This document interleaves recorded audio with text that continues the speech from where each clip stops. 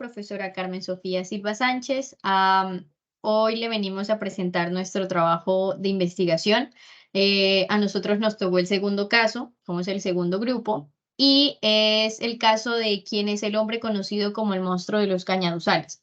Somos estudiantes de la Facultad de Derecho, conformado por Valeria Yarida Ascanio Santana, Gisette Alejandra Montes de Chávez y Karen Viviana Delgado Meléndez. Como hechos de nuestro caso, tenemos una investigación, dado que se estaban presentando desapariciones de niños, lo que estaba generando miedo en la sociedad, estaba generando que las personas tuvieran que esconder a sus niños, porque en 3 años ya llevaban 3 niños desaparecidos que eran encontrados, asesinados en las zonas de Valle del Cauca, y las familias estaban muy preocupadas. Como primer punto de este trabajo tenemos la observación donde debemos identificar cuál es el problema que se pretendió resolver en el caso. Para resolver el caso con respecto a las desapariciones de los niños que se estaban presentando en las zonas del Valle del Cauca, específicamente en Palmira, Pradera, Florida y Cali, eh, planteamos la siguiente pregunta y es: ¿qué ocurre con los niños que están desapareciendo en las zonas del Valle del Cauca? Ok, como segundo punto de este trabajo tenemos la formulación, la cual consiste en identificar las hipótesis que se formularon como posibles respuestas al problema. En el transcurso de la investigación, el fiscal y el grupo de trabajo plantearon 3 posibles hipótesis basándose en los elementos encontrados en la zona en donde estaban los cuerpos y según los niños que eran asesinados. Como elementos podemos decir que eran los patrones que el asesino usaba o sí, patrones que conectaban a las víctimas. Siendo así, plantearon en primer lugar que el perfil del agresor podría ser un reciclador. En segundo lugar, un trabajador dedicado a labores de producción de caña. Y por último, un vendedor ambulante.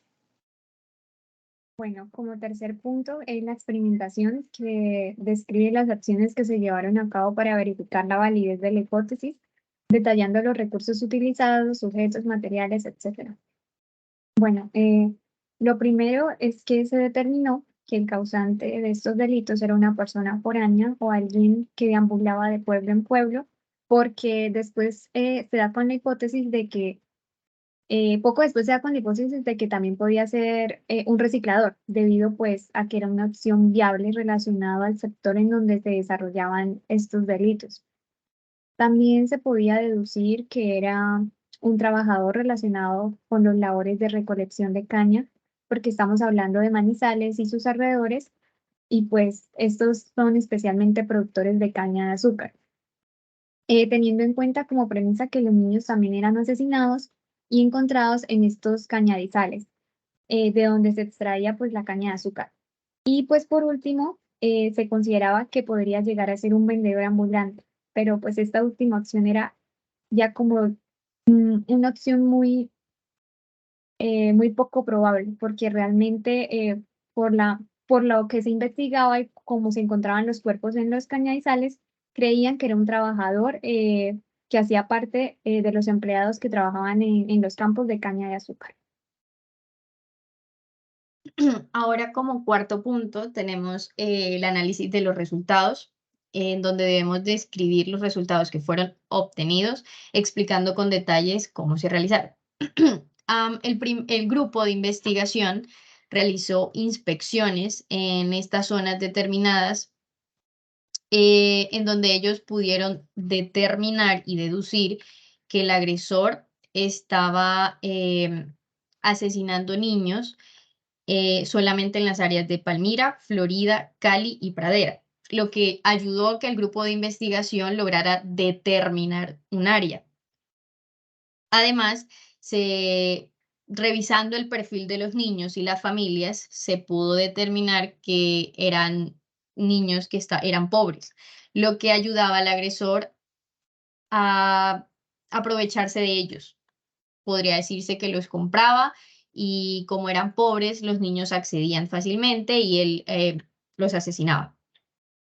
El grupo de investigación realizaba las necesarias inspecciones en el cuerpo, investigaciones, y encontró que las células, los tejidos muertos, los tejidos blandos, perdón, ayudaban a determinar el tiempo que llevaban muertos, y además encontraron en las escenas, en estas áreas, encontraron un anestésico y una jeringa que ayudó a que se dieran cuenta que el agresor debía utilizar este producto para no sentir dolor. Además de que encontraron un lubricante, lo que llevó al grupo de investigación a inducir que los niños eran abusados y luego asesinados, ya que en los cuerpos los niños tenían cordones, así que luego de que él abusaba de ellos, los ahorcaba y los mataba con estos cordones. Sin embargo, el material o la prueba más importante que ayudó al grupo de investigación a poder avanzar fue un retrato hablado. Una de las víctimas logró escapar del agresor y la policía lo ayudó y lo interrogó, y hablaron e hicieron un retrato hablado, lo que ayudó a que simplemente se establecieran en el perfil de una persona y ya no tuvieran que salir a hablar con la comunidad, a preguntar simplemente por personas foráneas que llevaran poco tiempo, sino que ayudó a que ellos pudieran buscar a una persona que se pareciera al del retrato hablado, lo que obviamente ayudó a que se agilizara muchísimo más la investigación. Fue una prueba que aportó mucho al método con el que ellos buscaban solucionar el caso. Bueno, como quinto punto tenemos el planteamiento de conclusiones, en donde se presentan las conclusiones del caso verificando la validez de la hipótesis. Bueno, primero se descubre que el asesino es un vendedor de paletas del sector, ya que comete un error. ¿Cuál fue ese error? Ese error fue haber sido visto por mucho tiempo en un lugar público con una de las víctimas. El CTI se encuentra con este vendedor, el cual les proporciona la debida información para dar con el paradero del empleador. ¿Qué pasa? El asesino está en un sitio público con una de las víctimas y todo el mundo lo ve. Era un parque.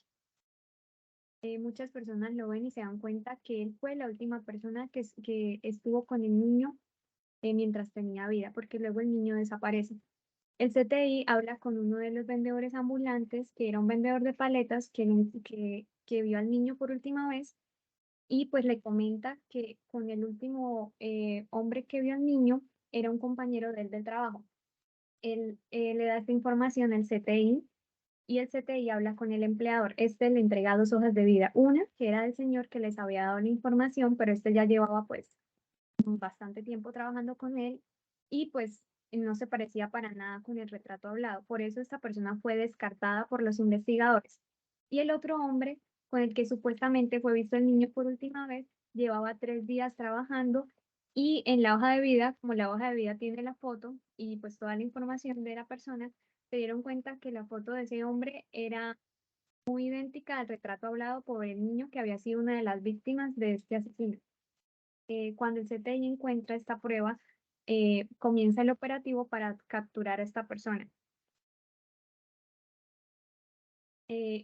Bueno, también cabe aclarar que pues este es uno de los errores más grandes que comete este hombre para que lo hayan haber sido visto públicamente. Y de hecho, pues él lo menciona en el documental. Ok, como sexto punto del trabajo tenemos el planteamiento de recomendaciones, el cual consiste en formular alguna recomendación o recomendaciones para futuros casos, haciendo énfasis en el procedimiento. Podemos decir que para que la fiscalía sea más efectiva a la hora de investigar, se pueden asignar o considerar las siguientes recomendaciones. En primer lugar, sería que elaboraran un plan estratégico de investigación que permita al fiscal enfrentar el juicio con habilidades y destrezas orales. En segundo lugar, ser persistente y dedicado en la investigación, ya que son ingredientes importantes para ser un buen investigador. En tercer lugar, seguir principios efectivos de entrevistas para recopilar información y fomentar confianza pública y cooperación con las situaciones de justicia penal. En cuarto lugar, elevar propuestas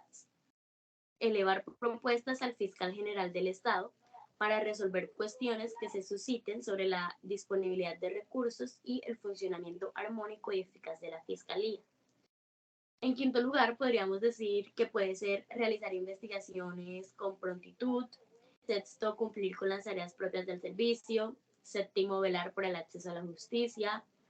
Octavo, ser claro y conciso en la comunicación y explicación del problema. Y noveno, y es un problema que realmente muchas veces se presenta a la hora de las investigaciones, porque muchas veces se demora demasiado para iniciar la investigación. Entonces sería que la Fiscalía realice la investigación de una manera ágil.